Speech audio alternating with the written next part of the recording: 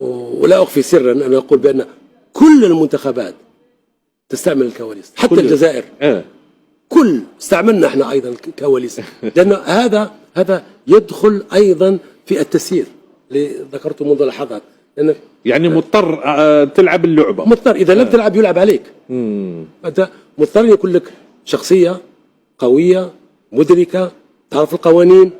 لا تتصل بالحكام يعني وهذا من بين اللعبة. أيضا جيراننا يقومون بنشر ذهبوا إلى كأس العالم بهذه الطريقة. وهذا ليس سرا، معروف في افريقيا حتى في منتخبات. يعني انا حتى الان لم اعظم كيف الكاميرون تاهلوا الى كاس العالم مهما يقال، بعد مهما يقال قاسامة مهما يقال، حتى ربما مش هو، ممكن واحد ثاني من برا.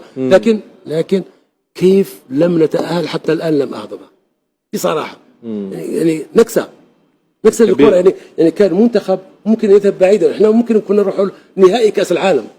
المنتخب اللي كان عند الجزائر كنا ممكن اكثر من المغرب، نروح بعيد قطر، نروح بعيد، لان كان عندنا كل الامكانيات.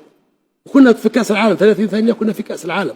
لكن في شيء حصل في تلك المباراه لا ادري، قد يكون من اللاعبين، قد يكون مدرب، قد يكون من الحكم، قد يكون من الكاف، فقدنا الكواليس، قد يكون من يعني احنا لم نعرف كيف نلعب المباراه الاخيره.